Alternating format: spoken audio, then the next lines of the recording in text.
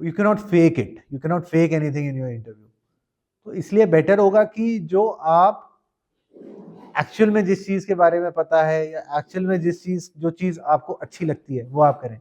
जैसे मैंने यदि मेरी हॉबी में लिखा था कि फॉलोइंग इंटरनेशनल मार्केट्स, ओके, तो मैं कोई फेक नहीं कर रहा था। मतलब मेरे को वास्तव में वही चीज अच्छी लगती थी। मैं ट्रेडिंग करता था पहले, उसके बाद जब नौकरी छोड़ के ये पढ़ाई के लिए आया तो भी मैं इंटरनेशनल मार्केट्स फॉलो करता कराता था। ओके, मैंने मेरी हॉबी में लिखा था ब्लॉग्स, ब्लॉगिंग, उस टाइप पे मैं ब्लॉग वगैरह खूब लिखा करता था। ब्लॉग भी मोस्टली मैं इकोनॉमिक्स वाली चीजों के ऊपर लिखता था। Okay, so you have to decide in your mind कि मैं मेरा इंटरव्यू 50-60% इंटरव्यू किस सेक्टर, किस फील्ड के अंदर मैं देना चाहता हूँ। Okay, and after that you will have to be as honest as possible. I think service and cadre preferences क्या है, मोस्ट ऑफ द लोगों की सिमिलर ही रहती है। ओके, तो कोई पॉजिटिव प्रेफरेंस बायस बनना तो एक्चुअली पॉसिबल शायद नहीं हो, बहुत ही रेयर है। नेगेटिव बायस जरूर बन सकता है। नेगेटिव बायस ऐसे बन सकता है, और वो भी लाइक आपकी किस्मत बहुत ही खराब हो तो। ओके, क्या हुआ था कि जो मेरा सेकंड अटेम्प्ट था जिसमें मेरा आईएएस में हुआ था, उसके पहले मैं आईपीएस में था। मेरे साथ मेरे एक और फ्रेंड गया था, वो भी आईपीएस में था। आईपीएस में उसको कार्डर अलॉट हो चुका था नागालैंड। ओके, एंड उसके बाद में उसने जब डैफ अपना भरा, डैफ के अंदर उसने दोबारा आईपीएस भर रखा था। ओके, और उसकी किस्मत इतनी खराब थी कि जो इंटरव्यू बोर्ड ले रही थी वो मैम भी नागालैंड की थी। ओके, तो then as soon as you see कि ओके, बंदा ऑलरेडी आईपीएस में है, नागालैंड का ऑर्डर मिला हुआ है, फिर आईपीएस चाह रहा है, मतलब कार्डर चेंज के लिए चाह रहा है। ओके, तो वहाँ थोड़ी सी गड़बड़ वगैरह हो सकती है, but I mean it's very rare. Like generally cadre and service preferences तो बड़ी सबकी सिमिलर सी रहती करती है। कार्डर भी हर कोई आपका होम कार्डर होता है, उसके आसपास वाले भरते करते हैं इस टाइप से। तो there is very little actually which can be plus या माइनस होना बहुत ही रेयर है इसमें। मतलब एक्चुअली बोर्ड का तो ध्यान इस चीज पे जाएगा ही नहीं। आपने यदि जो फर्स्ट प्रेफरेंस अपनी होम स्टेट भर रखी है तो I don't know, maybe 95% लोग ऐसे ही करते होंगे। तो all these are non issues. मतलब इन चीजों के ऊपर ज्यादा ध्यान अपने को नहीं देना चाहिए। Is very reasonable. इसमें संकीर्ण मानसिकता वाली क्या बात हुई कि यदि मैं होम स्टेट के अंदर रहना चाहता हूँ, ओके, तो इसमें संकीर्ण मानसिकता वाली क्या बात है? भाई मैं ये थोड़े कर रहा हूँ, मैं तो इसी में रहूंगा सिर्फ।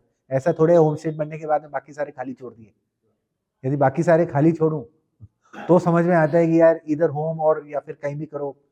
ओके, बट आई मीन इसमें ऐसी कोई बात नहीं होगी। देखिए, again like as I said right, I mean ये जो इंटरव्यू है, इंटरव्यू इसके लिए नहीं है कि आपको क्या आता है क्या क्या नहीं आता, राइट। एंड अगेन इंटरव्यू में जो क्वेश्चंस आते हैं उसमें कोई राइट या रॉन्ग टाइप्स की चीजें नहीं होती। बोर्ड सिर्फ ये बात देखने में इंटरेस्टेड रहता है कि आपका थॉट प्रोसेस कैसा है और किस तरह से आप अपनी थॉट्स को स्ट्रक्चर करते हो, कितना लॉजिकली कितना रैशनली उनको प्रेजेंट करते हो। बोर्ड हो सकता है डेलिबरेटली आपकी चीज को काउंटर करे, उसमें कोई बात नहीं है। आई मीन दो लोग होते हैं, दो लोग कभी भी सारी चीजों के ऊपर अग्री नहीं करेंगे, सो बी इट। आप बस रेस्पेक्टफुली, पोलाइटली, लॉजिकली, रैशनली अपनी बात यदि रखते हो, अपने पॉइंट्स रखते हो, उनको बैक करते हो, that is the end of it. इस बात से कोई फर्क नहीं पड़ता कि बोर्ड को भी अपने को मनवाना है अपनी बातों से। बस लड़ाई नहीं लेनी चाहिए उसमें, इसको ईगो का प्रश्न नहीं बनाना चाहिए, कभी भी नहीं बनाना चाहिए। आई मीन ये तो आप जैसे गवर्नमेंट में भी आओगे, गवर्नमेंट के अंदर भी होगा, कोई भी मीटिंग होगी करेगी, आप अपना पॉइंट ऑफ व्यू रखोगे, जरूरी नहीं है सामने वाला एग्री करे, बट इसको आपको प्रतिष्ठा का सवाल। तो so one thing which you should always do is कि इंटरव्यू से पहले like practice a lot. Okay, practice a lot, I mean practice on your DAF. Try to anticipate what kind of questions can be asked, alright, and उनको आप कैसे अपनी thoughts को structure करोगे। Second thing is practice a lot of mocks. Okay, I think मैंने कोई 10-15 मॉक्स वॉक्स दिए थे मेन इंटरव्यू से पहले। क्योंकि क्या होगा, मॉक्स के अंदर आप कर करके आपकी गलतियां निकल निकल के आएंगी, हर चीज आपकी जो है निकल के आएगी, and you will become more refined as you go. Obvious सी बात है कि दिल्ली के अंदर ज्यादा इंस्टीट्यूट्स हैं जो कि मॉक्स कराते हैं, एंड जो लोग दिल्ली के नहीं हैं उनको नेचुरल सी बात है, वहाँ लॉजिस्टिक्स एंड ऑल का इशू आएगा। कहाँ रहेंगे 15 दिन या महीना भर, जो है कहाँ रहेंगे दिल्ली में, all the basic basic life की जो लॉजिस्टिकल चीज़ें होती हैं, वो सारे इश्यूज डेफिनेटली रहेंगे। अदर देन दैट तो ऐसी कोई बड़ी बात नहीं है। इनफैक्ट आजकल मॉक्स वगैरह भी ऑनलाइन होते करते हैं, but still I would prefer mock यदि फिजिकली दिया जाए, बिकॉज आपकी बॉडी लैंग्वेज किस तरह से बैठ रहे हैं, क्या कर रहे हैं, आपके expression and all those things, may be online में भी फुल व्यू के अंदर भी वो सारी चीज़ें हो जाएं। So I don't know how much of issue this is anymore. काफ़ी बेनिफिशियल होती है एंड मतलब जैसे मैं अपने ही केस में बताऊं तो जब मेरा इंटरव्यू कॉल आया था तो सबसे पहले मतलब गवर्नमेंट के अंदर ही काफ़ी सीनियर एक आईएएस ऑफिसर थे, मैं उनके पास में गया था। एंड उन्होंने जो मुझसे सवाल पूछे थे, मैंने जिस तरह के उनके आंसर्स दिए थे, मेरे को तो लगता है आज की तारीख में ये भगवान जाने की मतलब क्या ही मैं कर रहा था उस टाइम पे, क्या बेवकूफ़ था मैं, क्या था। ओके, क्या होता है कि आप एक तरीका सीखते हो, आप सीखते हो कि ओके बोर्ड क्या आपसे एक्सपेक्ट करता है, किस तरीके से एक्सपेक्ट करता है, अपने आप को उसके अकॉर्डिंग ढालना होता है। तो डेफिनेटली जो एक्सपीरियंस लोग होते हैं उनका फीडबैक लेना, उनसे डिस्कस करना, all of this is going to help you a lot. जितने भी आपके जैसे जो सीनियर लोग हैं, सेलेक्टेड लोग हैं, सभी आपकी साइकिल से निकले हुए हैं, सभी का सिलेक्शन हुआ हुआ है, right? I hope they will be able to mentor you. Ideally तो कोई डिफरेंस होना ही नहीं चाहिए। You should be smart. Okay, smart का मतलब ये नहीं है कि एरोगेंट, स्मार्ट का मतलब ये नहीं है कि लाइक जस्ट रूडली और ब्रेजनली डिस्प्लेइंग योर स्मार्टनेस और इस टाइप्स की चीजें इधर। सी इंटरव्यू बोर्ड के अंदर it is you just need to have a respectful courteous intellectual conversation.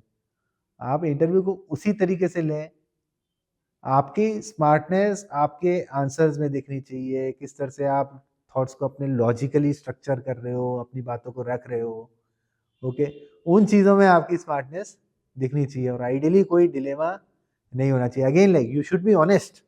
Okay, interview में कोई फर्क नहीं पड़ता कि किसी सवाल का आप क्या जवाब दे रहे कर रहे हो, एज आई सेड कोई राइट या रॉन्ग आंसर नहीं हो रहे, कोई ये नहीं पूछा 2+2 4 है कि नहीं है। ओके, सब्जेक्टिव सवाल पूछे जाएंगे आपसे। सब्जेक्टिव सवालों के हर किसी के अपने अपने थॉट प्रोसेस होता करता है, you just need to justify your thought process. Actually मतलब किसी को कोई फर्क नहीं पड़ेगा, राइट? कि ऐसा तो है नहीं कि कोई वो एलिजिबिलिटी कंडीशन हो। मान लो आपने लिखा कि आपका मैथ्स ओलंपियाड के अंदर, इंडियन नेशनल मैथ्स ओलंपियाड में आप सेकंड आए हो। ओके, ऐसा तो है नहीं कि जो है आईएएस में या यूपीएससी में उन्हीं उन्हीं लोगों का हो सकता है जो कि मैथ्स ओलंपियाड में सिलेक्टेड हो, ऐसा तो है नहीं। तो ये कोई डॉक्यूमेंट वेरिफिकेशन की तो चीज हुई नहीं। अब आप आपने लिख दिया यदि मैथ्स ओलंपियाड में सेकंड आए हो, बोर्ड आपसे मैथ्स के सवाल पूछेगा करेगा, आप आए हो कि नहीं आए हो अपने आप पता लग जाएगा। ओके, तो मतलब ये कोई डॉक्यूमेंट वेरिफिकेशन वाला आई रियली डोंट थिंक कोई इस लेवल पे करता होगा। So as I told you कि मेरे डैफ में तो पूरा लाइक इकोनॉमिक्स वाली थीम रन करती थी, तो मेरा 50-60% इंटरव्यू तो उसी पे होता रहा था। टफ क्वेश्चन आई थिंक ये आया था कि मेरी नेटिव प्लेस थी भरतपुर। ओके, भरतपुर के अंदर एक बर्ड सेंचुरी है घना। तो उस समय उन्होंने ये पूछ लिया था नेशनल पार्क और वाइल्ड लाइफ सेंचुरीज और इस सब का, बायोस्फीयर रिजर्व, इन सब का वो डिफरेंस, वो मेरे को याद नहीं था। अब as I said right, I mean you should prepare for these things. Okay, आपको ये तो मतलब अब मैं हाइंडसाइट में सोचता हूँ तो it was very obvious, I should have prepared for it, right? इतनी भरतपुर कोई बोलेगा करेगा। भरतपुर से एक तो ये घना बर्ड सेंचुरी है, दूसरे एक वो होते थे, बर्ड वॉचर होते थे, सलमान खान या सलीम खान कुछ उनका नाम था, वो हुआ करते थे, राइट? तो यही दो चीजें थी भरतपुर की, तो should have prepared for it. मतलब मैं तो यही कहूंगा कि यू डिसाइड कि इंटरव्यू मेरे को किस चीज के ऊपर चाहिए, what are your strengths. Okay, और जो आपकी स्ट्रेंथ हो पूरे डेफ में परिलक्षित होनी चाहिए। मतलब आप सीरियसली आई वुड रिकमेंड कि इंटरनेट पे अभी भी पड़ा होगा, आप मेरा डेफ देखिए और वो डेफ पढ़ के आपको यही लगेगा कि जो है ये बंदा इकोनॉमिक्स का बंदा है।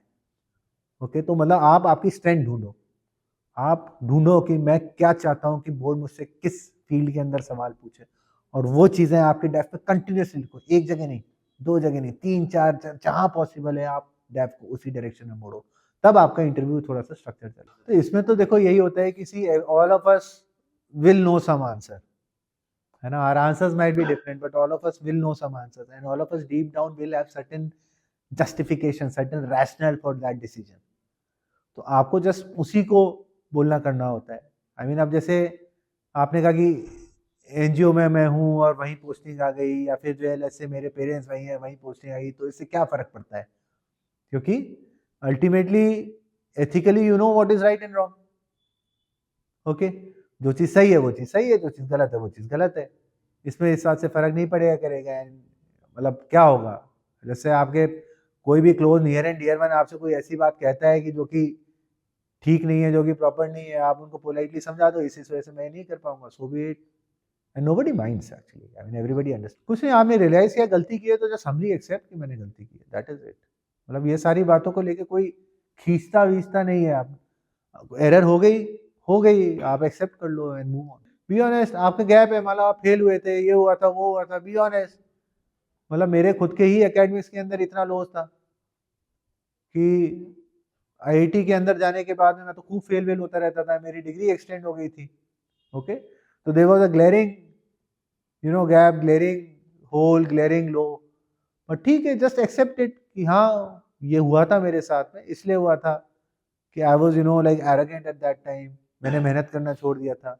Just accept it, explain it and आप आगे बढ़ो। सो ये सारी चीजें, see again all these are just demons in our head, है ना। ये सारी बातें हम ही अपने मन में सोच के अपने आप को, एक्चुअल जो चीज है जिसकी हमें तैयारी करनी चाहिए उससे अपने आप को हम भ्रमित करते रहते हैं और हम अपने आप को रोक रहे हैं। ये सारी चीजें मैटर नहीं करती, है ना। कई लोग आपसे पूछेंगे कि साहब इंटरव्यू के अंदर क्या ड्रेस पहन के जाना चाहिए। बॉस, ड्रेस वो पहन के जाना चाहिए जिससे कि कोई नोटिस ही ना करे। I mean these are all non issues. यदि आपने कोई ऐसी ड्रेस पहनी जो कि नोटिस में आ रही है, that is the problem. Okay, कोई बोलता है पेन ये ले जाना चाहिए, वो ले जाना चाहिए, अरे यार क्या फर्क पड़ता है, right. I mean all these things are non issues. आपका गैप है, all these things are non issues. आप कभी फेल हुए थे पहले, नॉन इशू।